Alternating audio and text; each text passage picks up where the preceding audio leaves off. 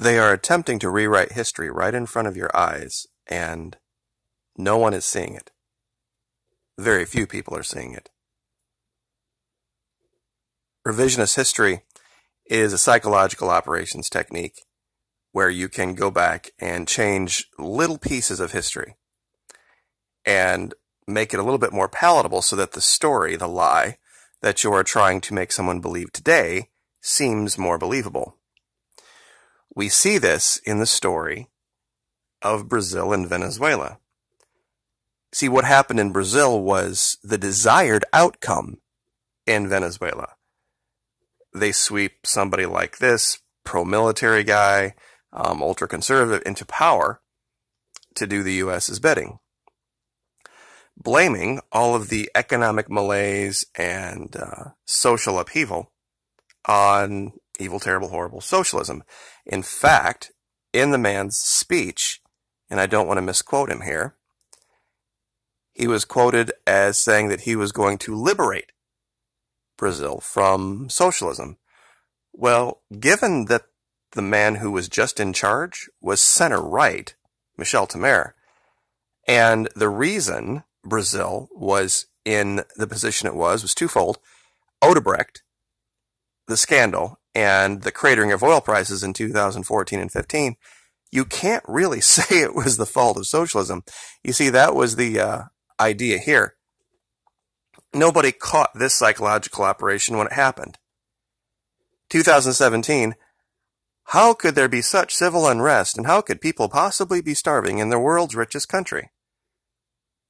Well, nobody asked, well, wait a minute.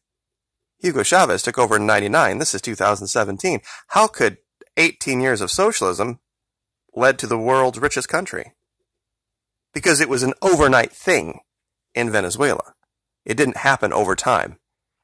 That's why they don't like charts like this that show in 99 historically low levels of inflation, I should say, and historically high amounts of oil revenue. But then something happened in 13 and 14. Of course, like, well, Maduro took over, so that's what caused the problem. And of course, they want people to see this in limited context, not really realizing that simply electing a new president doesn't cause the oil revenue of your country to drop by 90%. It happened around the world, and it happened in Brazil. This is a story, June 29, 2015, oilprice.com.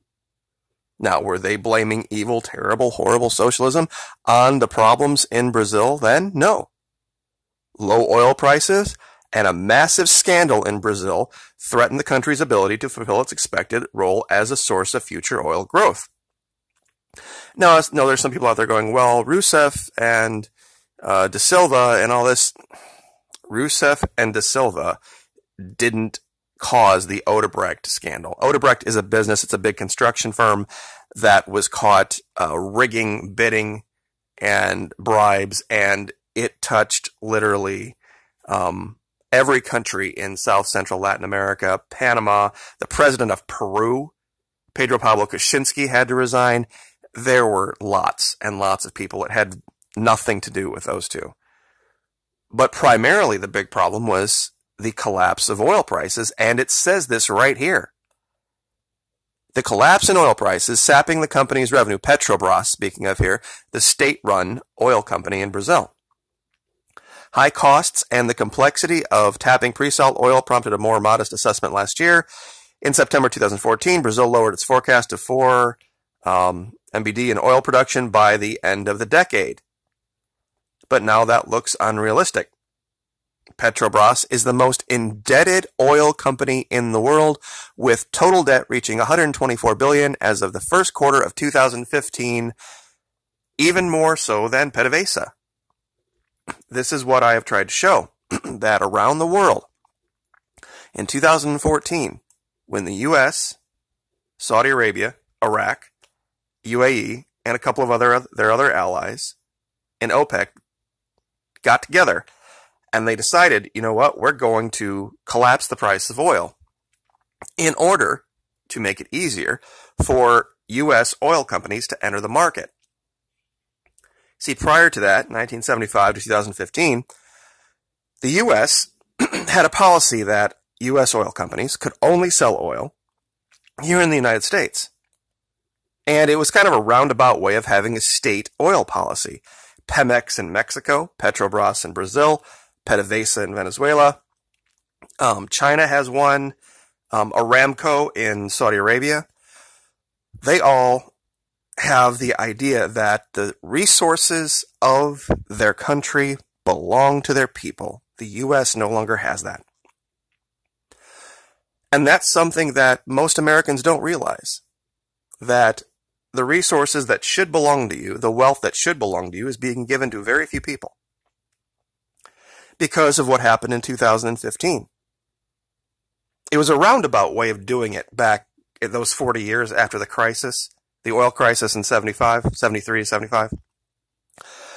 It didn't really state outright that mineral resources belong to the people of the United States, but by handcuffing big oil to only sell to the United States, it made them make decisions that were good for our people first, because things that were good for our economy were good for them. Things that were not good for our economy were not good for them. Well, in 2015, that all changed. And we're going to see it here pretty quick, the effects of it. And there were a lot of excuses about the strong US dollar and OPEC. But when you look at critically what was done and why it was done, you can look back now and see what the desire was. Because it caused all of this massive social upheaval in South America. And there's been this big counter-revolutionary wave down there. Brazil now has this ultra-right-wing nut job in charge. Colombia has an ultra-right-wing nut job in charge. I don't want to say that about Piñera in Chile just yet, but he's definitely on board. Argentina has become a slave to the IMF. The only two holdouts are Bolivia and Venezuela, and they're being demonized left and right for wanting to maintain their own sovereignty. And now they are trying to tell the story, retell the story, that the reason Brazil had all of these problems was because of Dilma Roussef and Lula da Silva, even though they had to jail Lula da Silva to keep him from running. You see, that's something they couldn't change, his popularity. He would have won going away. And the polls showed that. If he had been allowed to run, he had like 75 or 80% of the people of Brazil behind him. But he couldn't run because they put him in jail for doing something that I guarantee, I promise you, this politician that's now going to be in charge of Brazil is already guilty of taking bribes. And what I'll leave with is this, and it's going to take a critical mind to see this. They sing the praises of this idea that their leader, their new leader, has 1/3 of his cabinet as former Army officers. Now, I'm an Army guy. I got nothing against the Army. But these are mostly his fellow cadets from the Black Needles Academy, Brazil's version of West Point. So here, it's a great idea to put the military in charge of things. But when it was Venezuela, it was a terrible idea. That when Nicolas Maduro decided he needed to have people in charge of PDVSA and his government that he could trust from the military, it was widely denounced and said that he did not know how to run a company and that it was going to cause all sorts of collapse in production, when what really happened is he had to go in and clean house. Pardon me. And in this article here, I mean, imagine this idea of not knowing anything about the oil industry, but just being there because your government trusts you. And having prayer that you can get the job done, and having that be demonized by the U.S. and their allies in the mainstream media. And then having that been the case, and now see this issue with Bolsonaro where he does the same thing and now he's lauded. And now he's like this giant hero for putting the military in charge of things. And pining for the days when you could rule with the military in your country. Brazil has a very odd history. If you look into its past, at one time, prior to 1979, there were only 2 approved parties that could run. And there was the main one, and then there was the controlled opposition party, much like what we have now. But they actually admitted it, that no one else was allowed. And then after that, they finally said, okay, we're going to allow all these other parties, but we're going to make sure that one of these 2 people stay in charge. Another thing they have in common, having been the United States of Brazil at one point. And when you look at their coat of arms, you look at their flag and their federated states of Brazil, the little territory that they have that controls Brasilia, it's almost exactly like our Washington, D.C. But I won't waste too much more of your time, but do remember that they will, if they can get away with it, rewrite history and tell you what you should believe. So we will leave it there. Happy 2nd day of January. Like, share, subscribe. We'll see you next time.